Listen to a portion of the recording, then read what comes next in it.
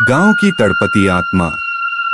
गांव के बाहरी छोर पर एक पुराना उजड़ा हुआ घर था। लोग कहते थे कि वहां एक लड़की की आत्मा भटकती है जो अपनी दर्दनाक मौत का बदला लेने के लिए हर रात शिकार की तलाश में रहती थी। भूतिया घर का रहस्य। कई साल पहले उसी गांव में राधा नाम की एक मासूम लड़की रहती थी। वह बहुत सुंदर और नेकदिल थी, लेकिन उसकी खूबसूरती उसके लिए अभिशाप बन गई। गांव का एक रईस ठाकुर उसे अपनी हवस का शिकार बनाना चाहता था, लेकिन राधा ने हर बार उसका विरोध किया। एक रात जब पूरा गांव गहरी नींद में था, ठाकुर अपने गुंडों के साथ राधा के घर में घुस आया।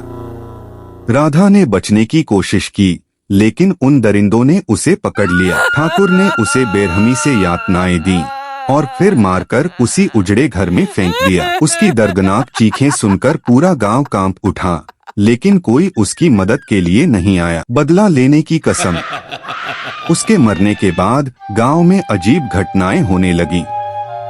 रात होते ही लोगों को चीखें सुनाई देती और कई लोगों ने एक कटिफ्टी लड़की को गांव में घूमते हुए देखा।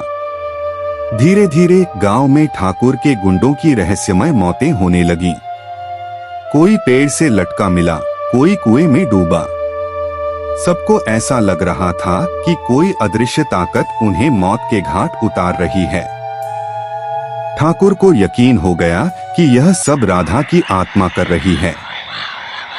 डर के मारे उसने गांव छोड़ने का फैसला किया, लेकिन राधा की आत्मा ने उसे भागने नहीं दिया। एक रात जब वह अपने घर में सो रहा था, तभी अचानक दरवाजे खुद ब खुद खुल गए। एक ठंडी हवा चली और एक साया उसके सामने खड़ा हो गया। राधा की आत्मा। उसकी आंखों में जलती हुई नफरत थी। ठाकुर चीखने लगा, पर कोई उसकी चीखें सुनने वाला नहीं था। अगले दिन गांव वालों को उसका शव उसी उजड़े घर में मिला, जहां राधा की लाश पड़ी थी। उसके शरीर पर गहरे नाखूनों के निशान थे और उसकी आंखें डर के मारे फटी हुई थीं। आज भी भटकती है आत्मा। आज भी जब रात गहरी होती है, लोग उस उजड़े घर के पास जाने से डरते हैं। कहते हैं जिसने भी उस घर में कदम रखा वह जिंदा वापस नहीं आया। कई लोगों ने एक दर्दभरी चीख सुनी है और एक सफेद साड़ी में लथपथ लड़की को देखा है जिसकी आंखों से खून टपकता है। गांव वाले अब उस घर के पास भी नहीं जाते और हर साल राधा की आत्मा को शांत करने के लिए वहां पूजा करवाते हैं। मगर क्या